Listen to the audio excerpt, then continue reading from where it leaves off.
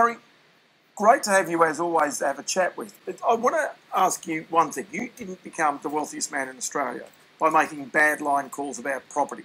Right now, a lot of people are saying that there's too many apartments in Sydney, too many apartments up the east coast of Australia. Are they right? Are there too many apartments? Are the prices going to come down? It depends. I mean, the east coast of Australia takes a lot of cities in it. But isn't that the risk to the property markets, the apartment markets? That the pin gets pulled out from some of those developers, they're forced to sell very quickly, prices come down. Well, then we have a big problem here. Prices come down, of course. Okay, then go to the developers themselves. If there's some lack of stability with the potential buyers and therefore price, is the real problem that the banks start to look at the developers and say, we're going to pull your development funding, which of course could see some projects go belly up very quickly. Terrible.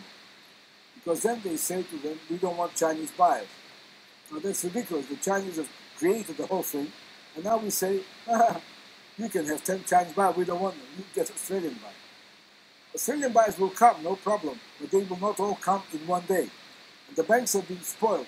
They say, before you start building, we want you to have pre-sales. Fair, fine. You try and do it with Australians. You can't do it. They'll come, but they take their time, they look, they think, they run around. They're different.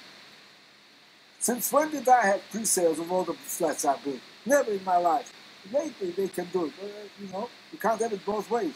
If you want pre-sales like they want, you must have Chinese. Otherwise, you have to accept the risk of giving them the money and that the Australians will buy. They will buy. They will buy. So is there a risk here that developers fall over because of that attitude from the banks? Of course. And what happens if those developers fall over? Very bad. Now, they will then go and get money from the secondary mortgage, which is terrible, because they charge a lot of money. And it's all very good if everything goes smoothly and everything is fast and they don't pay for a long time. But the problem is that those people have the right to renege on the money when it suits them. They will say, oh, we need the money, you have to pay. How can you repay? That happened to me in '73. Citibank, never mind this secondary mortgage, came to me and said, Harry, repay.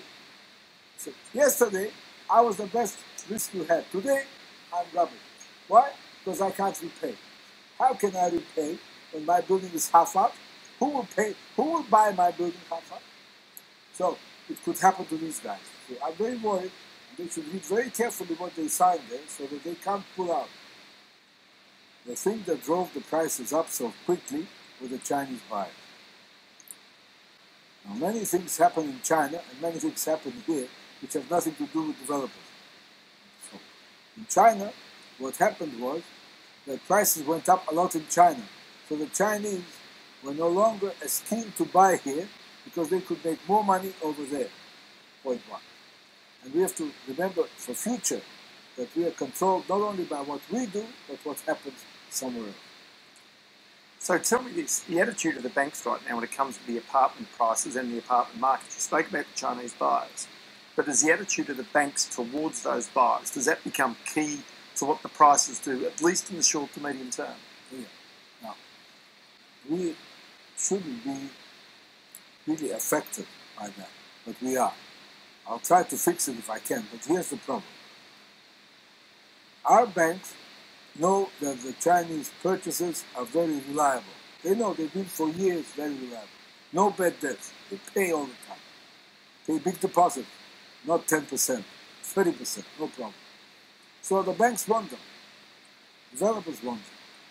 But what happens is the prices rose a lot, and we decided that's what stopped the young people from buying apartments.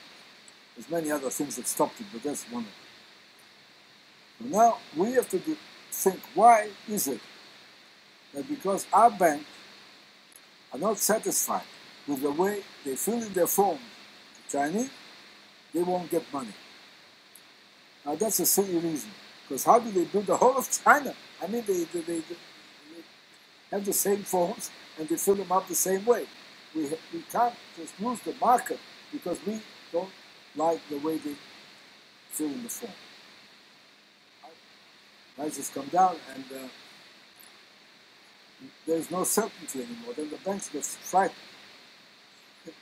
But they're frightened not only because of natural way of doing business, because of APRA and ASIC as well. But is that a realistic scenario that could happen? Of course. Yeah, of course it can happen. But